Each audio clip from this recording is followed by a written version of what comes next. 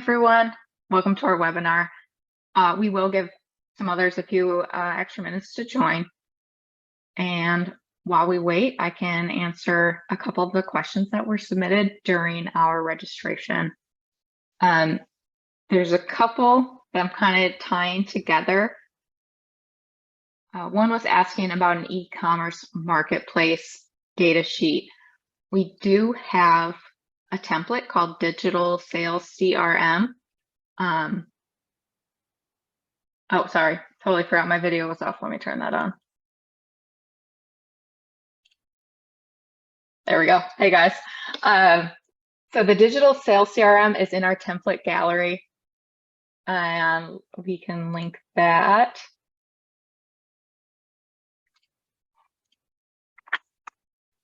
Oh, Anais got to it. Thanks, Anais. But with that, and there's two other questions I'm going to loop into this one. So the e-commerce marketplace, and then someone asked how to use their own data for Grist, and then another was specific about historical auction listings, and then one more about CRM and invoicing functionality. For things like that's pretty specific to your own data, feel free to check out our Sprouts program. It's for teams, and it gets you an hour call with one of the Grist team members, and we can talk through your setup and honestly figure out what the best way forward is for you and your data.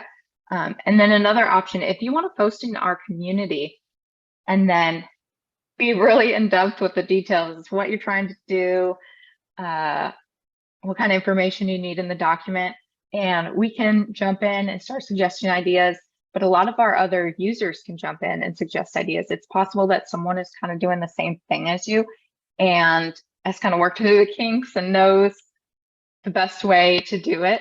Hey, Jennifer. So that would be my suggestion. Again, for this is my data, what's the best way to set it up? Sprouts program and the community. And then I'm not sure if Chris is on. Chris had a question about something specific. Someone asked about dashboards. We will cover those today. We'll go through actually 3 different dashboards.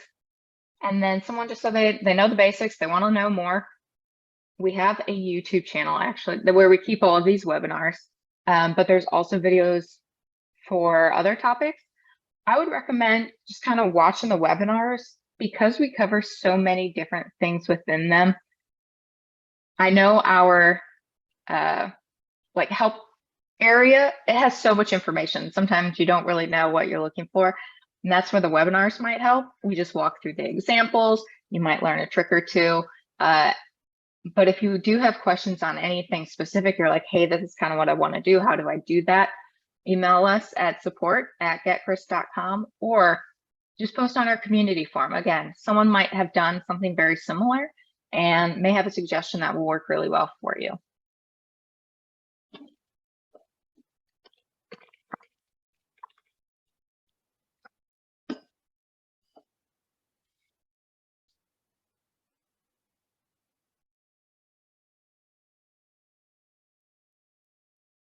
We'll just go ahead and get started. We gave everyone a couple extra minutes here. So, hey everyone, welcome to our August webinar. It's actually the 11th in our series, if you can believe it, time flies. You can find our previous webinars on YouTube. We do have a whole dedicated playlist just for webinars, and then a recording of this one will be added as well, typically in 24 hours, maybe a bit longer. But since you registered for the webinar, you will get an email as soon as it's uploaded. So today, we are going to learn about relational data by setting up a document for taking meeting notes. So when you have meetings, you've got the details like who, what, where, you have an agenda, meeting minutes, maybe some related documents. So we're going to create a Grist document that has all of this in one place. And along the way, we're going to learn about relational data. So we'll start by creating a new document. I already have it up, excuse me. But to create a new document, click that Add New button and create Empty Document. So First, we'll come up with a workflow. The first thing we need is a place to track high-level meeting information, the who, what, where, when, why. Basically, the information that you would send out in a calendar invite for a meeting. So that means we need a table of meetings. I'm just going to create us a little workflow checklist here so we know what to work through. Now, in this table of meetings, we actually have people and we also have projects. So we'll need a table for people who might partake in these meetings, and then a table of projects.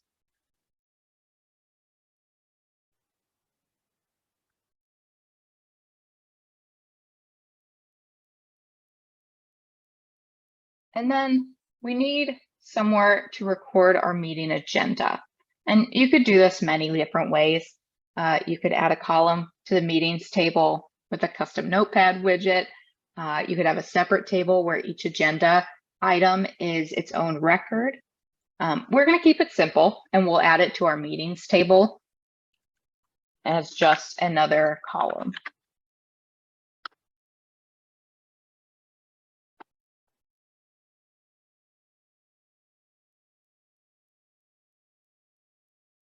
So now we have our overview, we have our agenda. The next bit we would need is to record our meeting minutes. Now those minutes could be informational items, they might be action items, a question. So it'd be nice to break out each minute into its own row, because then we could filter based on the type. So it may sound a little confusing right now, but once you see it in action, it's going to be super cool. So we do need a table of meeting minutes.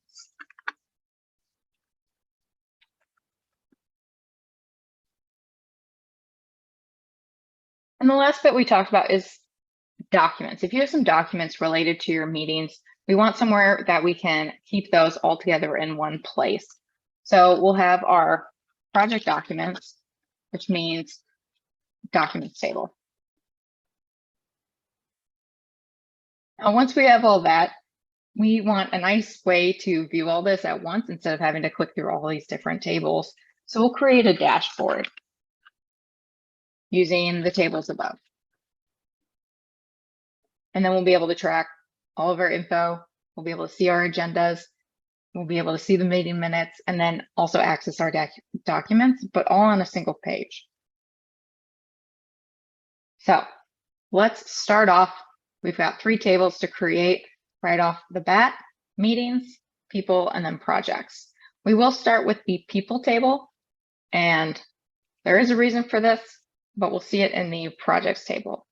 So we'll add a new page, which will be a new table for people. Now for people, we'll want to record a handful of information. So up here, you do have the column headers. You can double click to name them. You want their first name, last name, email, and role or position that they work in. So I have some data that I'm just going to copy over into our document as we work through our tables. So we have their first name, last name, email, and role. One other bit that we might want is the full name. We're going to be using their names throughout this document, so it'd be nice to just have their full name and not just have to enter first and last name every time. And we can do that with a formula, so you don't have to retype this. I'll move this over here. To have a formula, just hit enter, or sorry, equals, and it will make it into a formula column. Now you can click your headers to insert them into the formula. Now we just want first name and last name. And these are strings. I'll show you what it does here. It literally combines them together, one right after the other.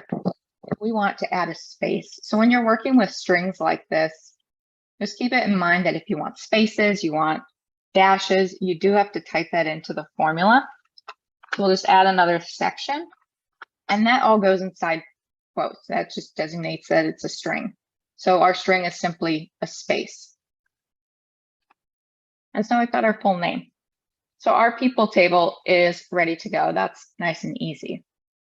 Next, we'll move on to our project table.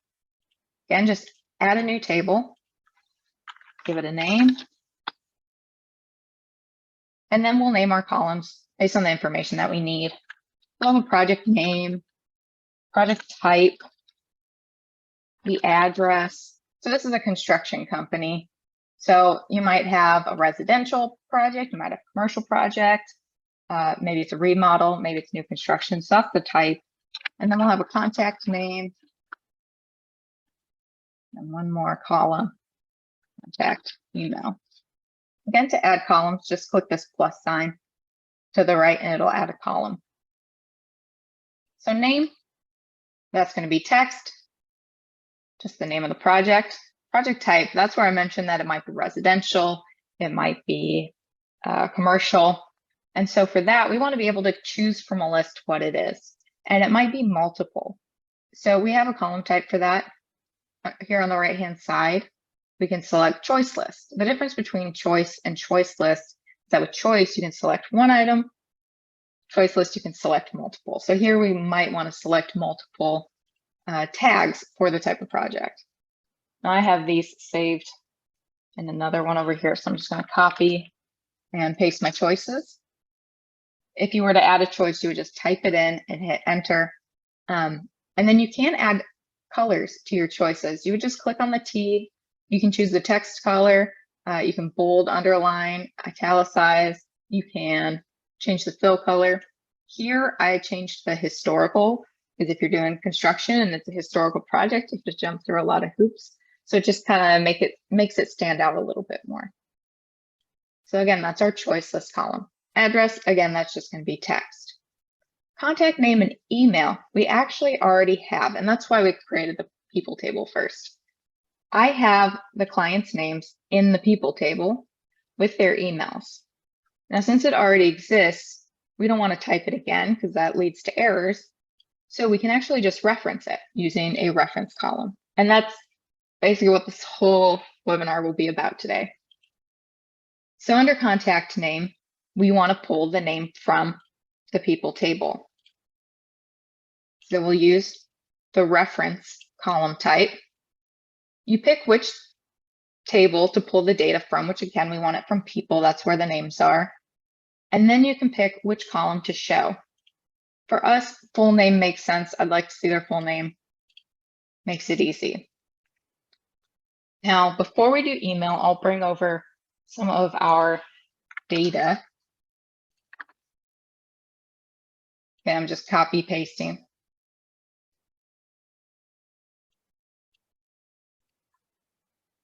The choices can be relations to other tables.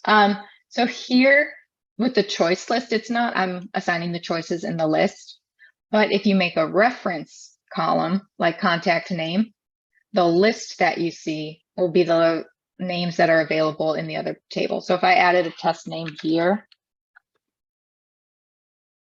and then I go back, it will be available here. So if you wanted a list of choices, whether it be names or projects or something else, you would just reference that other table, and then that would be available in this dropdown. So again, that's the reference type. So now I can assign names to each of these projects, who's the contact, and I can just select them from the list. And again, like we said, the contact email is in the people table. I don't want to type that again. I just want it to pull whatever's in this one. And so we can use a formula to do that. Again, equals starts a formula, and we can use the reference column. And I'll tell you why we can use that. Here, I just copied the contact name. It just means it's pulling the exact value that's here. And you see it's just a number.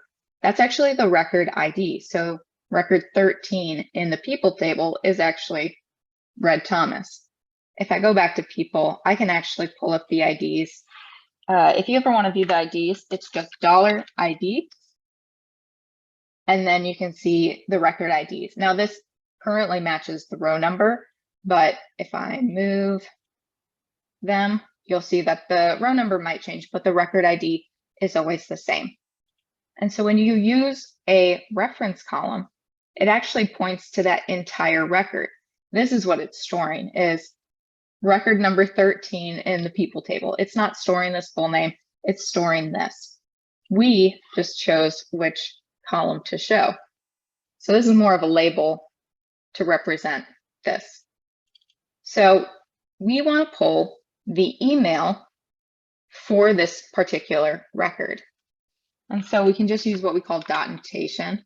You add the dot, and then you add what column you want for that record. So we just want their email, and that pulls it into the column. If you don't want to remember this formula, that's totally fine. With our reference column, you can easily add referenced information like email. Right now it shows it here because I've already entered the formula. I'll delete that. You can just click on the reference column, then add referenced columns over here on the right-hand side, and you can pull in any column from that table. So this is all pulling from the people table. So we'll add email back in. So that's the easier way to do it. It uses the exact same formula that I just typed, but you can use either option if you want to type the formula yourself, or just use the quick way with the selection down here.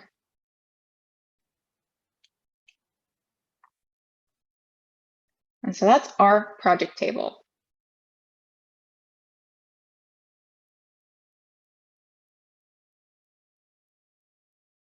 Limit.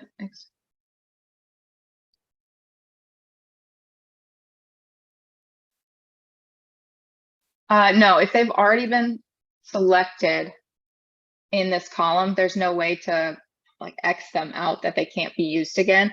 I could add red again into the list, but you could use conditional formatting to show that a duplicate exists. And we do have a formula cheat sheet that contains how to do that. But you can use the names again. There's no way to, like, once it's been referenced in this column, there's no way to block referencing it again here. Okay, so we've got our people table, we have our project table, and then next we want to set up our meetings overview table. That was the third in our first three items. So we'll add another page, a new table, and then this one is meetings overview. And this is the who, what, where, when, why. So we'll just go through it. Who are the participants? What project is it for? What's the type of meeting?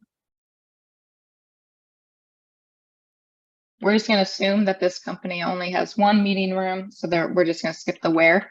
When, we want to know the date and time of the meeting. And then why? What's the agenda?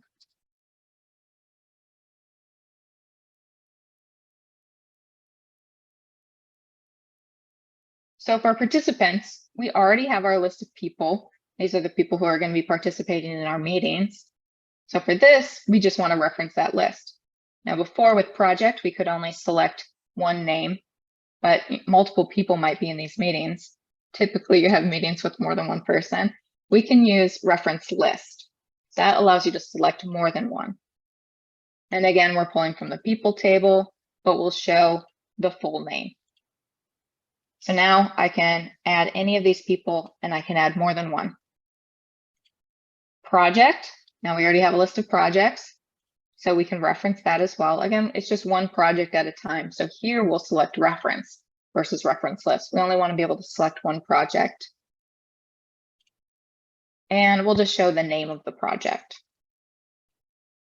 Type, you might have a lot of meetings at your company, probably different types. Here they might have weekly progress meetings, a client meeting, or maybe just a one-on-one. And so we'll create a choice column where they can choose from the meeting types. Again, I'm copy pasting it from an existing document, but you just type them in, hit enter between each one, and it'll create the choice. And then you can select the color. You can always change it.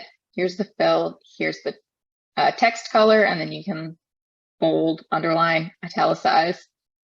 So we will save that. And now I can only select from those choices. For date and time, we have a date and time column, makes it easy. You also notice we have a date column. With date, you only have the date, whereas date and time, it does have that time component. And you can select the format. You can select the time format, the time zone. When you double click, you have a calendar, and then you can type in the time. Last, we have the agenda. That's easy. That's just a text column. So I will bring this data over from my other document. Oops. I have these out of order. Here we go. Okay.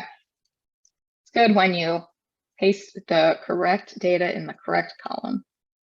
So I can wrap this text so I can actually see the participants' names. With any column, you can wrap the text right here. Click that button. We've got the project. We've got the type of meeting. And then we've got our agenda, which I'll wrap as well. And these are all the meetings that this company has had. We've got some client meetings and a lot of progress meetings. So the last thing we want to do here is actually create a unique meeting ID, because you might have multiple meetings on the same day at the same time, but with different people going on. So there's really no unique way to identify each of these. There's a lot of project meetings for Lou's Cafe. There's a lot of weekly progress meetings. We're actually going to combine a couple columns to make this ID, to make it unique to this specific meeting. And we'll just call it our meeting ID. So here, we'll just combine the date with the project and the type to create our unique ID. So again, equals to create a formula. First off, we want to add the date from date time.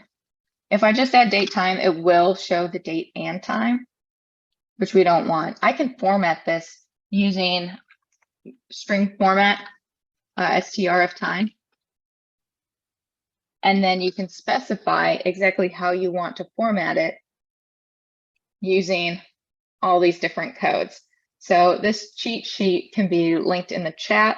Here we're going to use the M here, D to get the month, and the little y to get the year. And we'll use these codes within the string formatting to make it look how exactly we want. We just want day, month, and year. So because it's a string, you want the quotes, and then you put your string information inside the quotes. So we had month. Now we want to put a dash to separate the numbers. We want the day, and then we want the year. And so now we formatted our date like we want, but we still want to add on the project and the type. So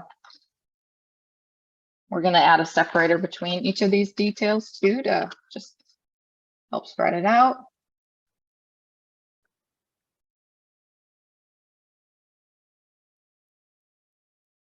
It makes it really easy. You can just click to insert a column.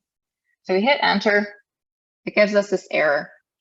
And it talks about that it can only concatenate strings and not records.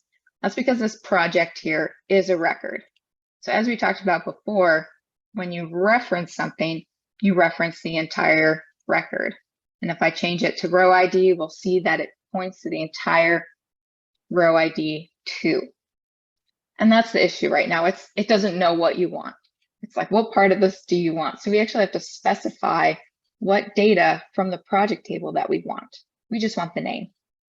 So as we did before when we were typing out the formula with dot notation, we're going to do that again with project here. So we can do project.name, and you see it even fills in and gives me recommendations here. And once I tell it exactly what we want from the record, we get a nice ID. So let me expand this so we can see it.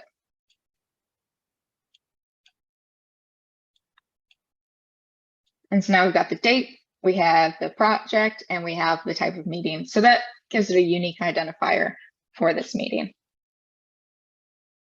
Okay, so let's jump back to our workflow. We got this one done. Just make it a checklist and check it off. We've already added the agenda to the meetings table. So next, we need to create a table of meeting minutes. And so again, new page, new table, call it meeting minutes.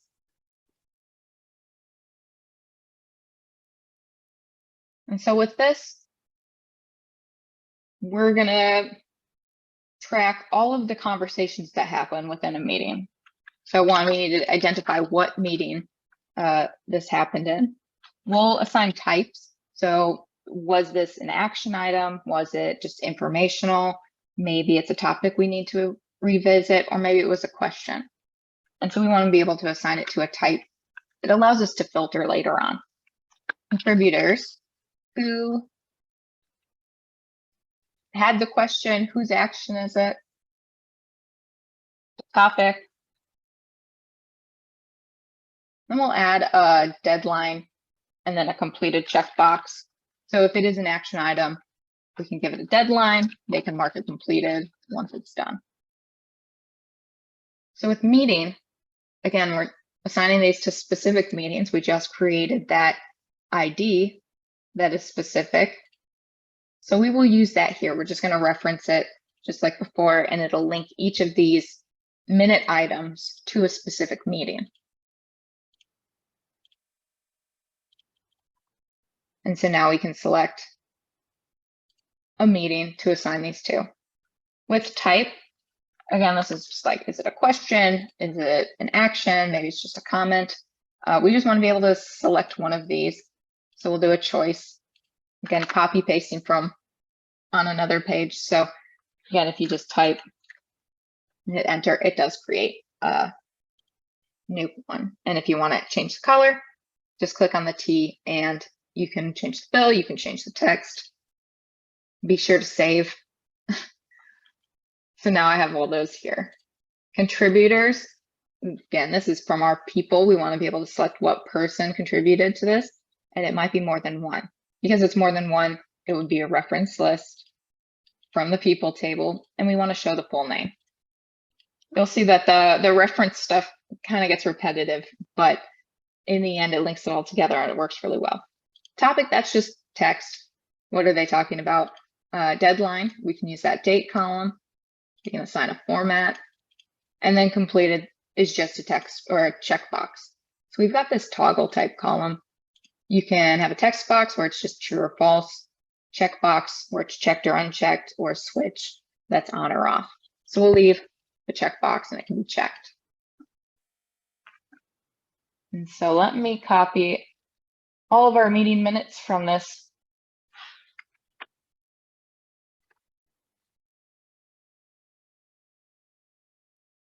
And wrap some of this. So now we've got some meeting minutes from other meetings. They're assigned a type, got deadlines, where they completed. And these are all assigned to specific meetings that happened. Okay, back to our workflow. We created our table of meeting minutes, all the things that were talked about in the meeting. And next we want a project documents table. So we will create another page, new table. And this is just for documents. Now we want to be able to say what project these documents are assigned to. We want the link.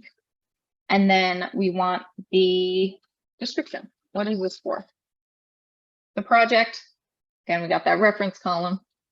Where does it belong to? We'll select project, and we want to see the project name. So we can select which one. The link, just a link, and description's easy. Let me copy these over. Now we've got our project. the document description, and then the link to the document. Now, something cool I want to show you with links, you can add labels to them at the very beginning. So whatever the last bit is will always be the link. Just add a space after your text. And so it'll add a label at the front. Now, if you want to make this label the hyperlink, and so that all this nonsense is gone and it just says bath materials, click hyperlink over here. So it's a text type column, change it to hyperlink, and it replaces the URL with the label. And you can do that for all of them if you'd like. And so it just makes it a little bit cleaner, but a fun little trick. Okay, so we've got our tables all set up, but now we need to create a dashboard. If we were to set up a meeting and run it and have to click through all of this stuff, it would be awful. So that's where these dashboards come in. It makes it just a little bit easier to get everything done. So we'll create a brand new page. Now to start, we want to think through basically our own personal workflow. So first, we'd want to do the meeting overview, and that's that who, what, where, when, why. So we'll just start our page with that. And I'm actually going to select this card view. It's just a little bit cleaner. Rather than a table, it'll only show you one record at a time. And I just like the look of it. Everyone has a preference. So as you start setting up your dashboard, you'll learn what widgets you like best. And so now I've got the card with all these details. You can edit the card over here in the card configuration panel. Click edit card layout. You can remove items from the card. Like I don't need the meeting ID because it's a formula based on these three. I just need to fill out these three and it's done in the background. And then you can rearrange. Just drag and drop. It'll give you the little squares to tell you where it's going to go. And then you can also expand just by clicking and dragging at the corners. So be sure to save your layout. And next we can rename our card. So right now it's just taking the name of the table. And if you rename it here, this will rename the underlying data, which means it'll rename this table on this page. We don't want to do that. We just want to name the widget. So meeting overview. And then this agenda kind of takes up a lot of space. I'd prefer having more flexibility with the layout. I'm actually going to remove it from this card and we'll give it its own card. So save that layout and we can add a new one. So add widget to page. We're going to add another card for meetings overview. Now you see here that we can select by meeting overview. This is what we call same record linking. So we're about to add a card with data from the meetings overview table, but we are selecting by another card that contains the same data from the same table. So whatever record is selected in the first card should be what is shown up in the second card. If we want to see agenda information for the meeting up top, we wouldn't want to see it for another meeting. That would just be too confusing. So we select by the same thing, same record linking. And it fills in all the same fields, so we see all the same data. And we'll just edit this layout again, remove everything except the agenda. And now this gives us more flexibility. I can move it anywhere on my document. And so you can click and drag. At the top left, a little handle show up, and then you just click and drag. So I'll rename this as well. I'll give it a title, agenda. So next, we want to add our meeting minutes. We've got the overview. Next, we need to actually know the details for the meeting. So we'll add another widget to the page table for meeting minutes. Now, once again, we have select by, and we can select by the overview, select by participants, agenda, or participants again. This shows how the two are linked. Now, because we have participants in the meeting minutes and in the meeting, it says you can link them that way. you wouldn't want to because that's not what we're trying to look at. We want to show the meeting minutes for the meeting. So meeting overview or agenda, remember they're the same data, same table. You could select either one. I personally like to keep the parent one the same. So we'll stick with meeting overview. And so this works with our reference columns. I'm going to go ahead and add it to the page. And here we've got our meeting minutes that update based on what meeting is selected here. Let me expand it a little bit.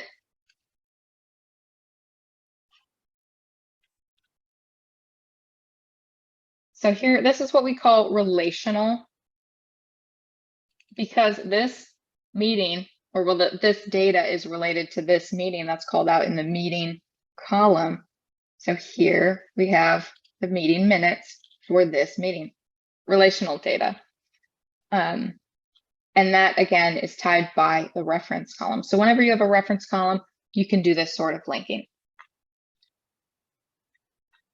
So next we can hide this. Because we already know the meeting details at the top, we can kind of clean it up and just see what the details here.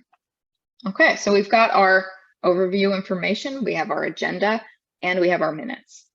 So the last thing we want to add is our documents. So go ahead and add new widget, and then documents. So here, it's only giving me the option to select by project. The meetings overview card has a project column here. And if we look at the documents table, the only reference is to project. So there's no link to the meetings overview, whereas meeting minutes was linked directly to meetings overview through this column. The documents table and then the meeting overview table don't have that sort of linking. This is what we call indirect linking. They both have a link to the same table, so we can link them via that connection. So I'm going to add it to the page and we'll link by project, and I'll add it to the page. So now when I change my meeting up here, just clicking left and right, the project documents do update based on the project that is assigned to the meeting. Let's say I create a new record and I assign the project. I will only see that project's documents based on the one selected here. So again, we can hide that because we already know what the project is by the one on top. Okay, so that's how you create a dashboard using relational data. So we've got all of this linked to the same meeting based on this one had the link directly to the meeting overview table, and then the documents was that indirect link via project. And again, agenda, meeting overview, it's same data linking. They're from the same table, so we're just showing the same record for both items. Okay, so now that we've got the layout, we can add some helpful filter buttons. Oops, I always do that. We want this filter icon. Click that. You can toggle this filter bar by clicking the plus sign. And then you can add these buttons up here. So we'll add one for project, we'll add one for date and time. And the real benefit comes from actually not saving any filters here, leaving these all selected, and then saving it that way. Because now you could just quickly look at any for like your specific filters. And I don't have to save these filters, I can just clear them. And now I've got 3 meetings I can take a look at based on those filters, but close them out and they're not saved. So I can just go back to having all of my records available. And we could do that with the meeting minutes as well. We'll go ahead and add the filter bar, but for type. Let's say at the end of the meeting, you just want to filter by action. So you can remind everyone of their actions on the way out the door. You can do that, click out, and then you're ready to go for the next meeting, and it's not filtered. And then finally, we can rename our page. To rename any of these pages on the right, click the 3 dots, then rename. There we go. So this page is really only helpful as a form to fill out during meetings. We can set up other dashboards to reference important information from those meetings. So we can turn the projects page into a dashboard for meetings specific to each project. Specifically, if there's any outstanding actions or maybe topics to revisit, that might be helpful at a glance. So those were all in meeting minutes. Now, if I try to connect it, there's no way to connect it except contact name that they're both linking to the same full name because we have contributors, but that's not going to work. We actually need to create a link in meeting minutes to the project, and then we could link them here. And to do that, go over to meeting minutes. Because of this link, remember we're referencing the overview table, which has the project listed. So similarly to how we pulled the email for the client over on the project table, where we use that formula, we're going to do that again, but on meeting minutes, so we can pull the project.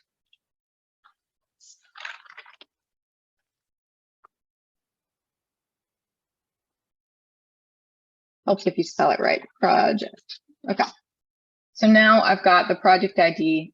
I'll just change it to a reference column so that I can actually see the name of the project. So now each of these meeting minutes items are assigned to a project. And now when I make this project dashboard, they'll link. So go to meeting minutes. Now I can connect via project. Okay, so for this, I just want to filter for action items. You can add a filter without doing the filter bar. Just click add filter. We want the type to be action. And then we also want to filter to completed so that there's only false. We don't need to see the completed ones. We just need to see things that are incomplete. And now we've got our outstanding actions. Now you could do this again and then just filter to revisit next week, and you would have a table of items for that. And that would be nice to see as well. The other thing we'd want to see here is all the documents related to this project. And we can just do that, add a widget to the page. Here, I'm going to do the card list because a card shows one record, a card list shows all. So we're going to do that. I think the layout will look nice. Then we add documents, select by project. And let me expand it to the whole side. And again, it's a card, so we can edit the layout. I don't need to know the project. It's based on what's selected. And you can also change the theme. Here, I think visually it's helpful to have that gray, and you can see each individual document. So now I can see all documents related to each project at a glance. And again, we've got all the outstanding action items, and you could add a second table down here that's filtered just for topics to revisit.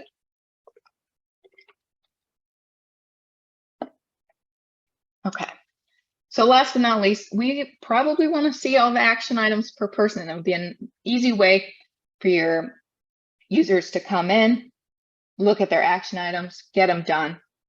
So we will create a new page for that. This one will just create a table of people. And then we're going to hide all the columns except full name. So you can hide by selecting all over here on the right-hand side. I'm going to uncheck full name because that's the only one we're keeping. Hide columns. And then next, we want the action items, which are in the meeting minutes table. And we want to select by people because we want to know what action items each person has. And so now I can see all their items. Anytime they're listed in the contributor, they'll show up here. I just want to see action items. So again, we'll filter based on type, just action. And this will show completed ones too. So now I'm seeing completed. I don't want to see completed. I don't care about those. I just want to see incomplete. So let's add another filter for completed, change it to false, and apply. And so now we can only see action items that are not completed. And it's a nice, easy way for users to come in, click their name, see if they have any action items to get them done. It's hard to see at a glance, though, right now, who has outstanding actions. And it's a pain to come in and click through if you were the manager to see which people still have outstanding actions. So we can actually add a formula column to the people table that will show us how many action items there are outstanding.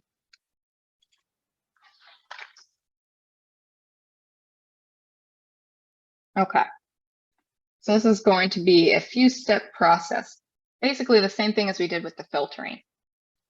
We are going to use a lookuprecords formula to find records in the meeting minutes table that match a specific set of criteria. So first off, with a lookuprecords formula, you specify which table you want to look up information in. And so we want meeting minutes. Next, you have period, and then what type of function. We want to do lookup records. And you always see that it will suggest items, which makes it a little easier. So first off, we want to see actions for the specific person listed here, and if they're listed in this contributors column. So we do know that contributors is a reference list, so it might have multiple names in it. So we need to see if their name is in that list, then show them. So first we specify the column that we're looking at. And you use the column ID, which at the top of the column right now, you can see is contributor underscore S underscore, and then equals. And we'll use the contains function because reference list is a list. So we need to check in the list, does this person exist? Now, again, references point to a record. So remember before we'd see that people and then the square brackets 13, and that's the record ID because this column contributors is a reference list. We do need to recognize that it's looking at the ID. So we do $ID. Get caps off. There we go. And so let's see what this returns. And so now we see all records where this person's name is in the contributors column.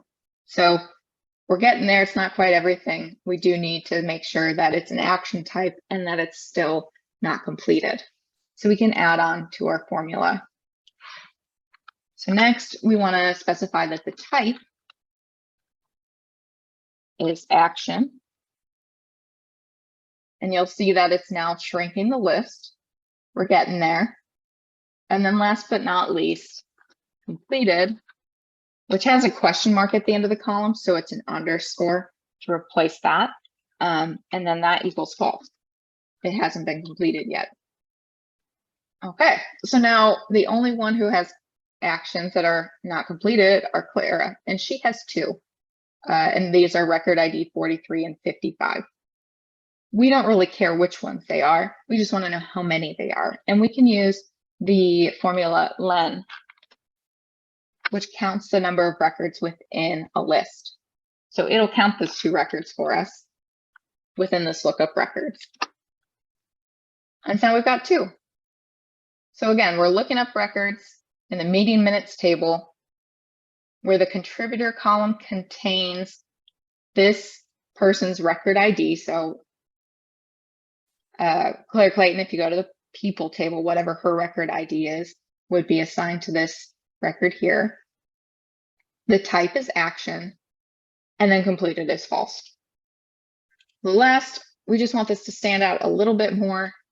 And we have a new function for this. It's really exciting. We're going to use row style conditioning. And so now this will apply to the entire row, similar to how we have conditional formatting. So we just want to specify if outstanding actions exist, basically greater than 0. And then we'll just change its color. And so now it stands out. So now we can quickly see who has outstanding actions. I can click on their name and I can see them. Okay, so I know it's a lot. It's so much information for references, but that is our webinar. So open it up to questions.